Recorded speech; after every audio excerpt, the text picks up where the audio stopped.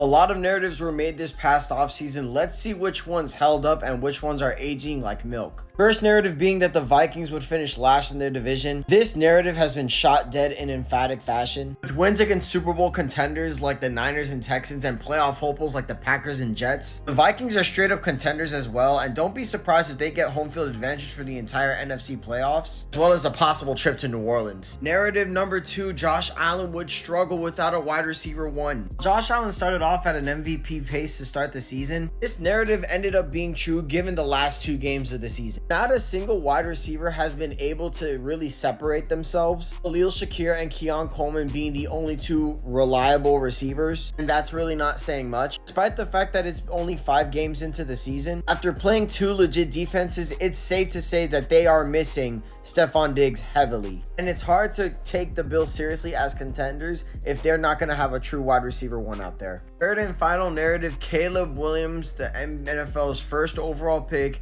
has the best situation ever for a number 1 overall pick. And while the wide receiver situation definitely is elite, everything else has essentially been very iffy at best. Dane Waldron's play calling has been very uninspiring to start off. The signing of DeAndre Swift has not gone well. Through 5 games, he's 9th in carries but 26th in rushing yards. And on top of all that, the interior of this Bears offensive line just is not good. Now, despite that, the Bears are still 3-2, but the 3 wins are against the Panthers, the Rams, and the Titans, who are a combined 3-11. Safe to say that this narrative has been completely shut down. But what other narratives were completely wrong and completely right? Comment down below. Follow House Call for more.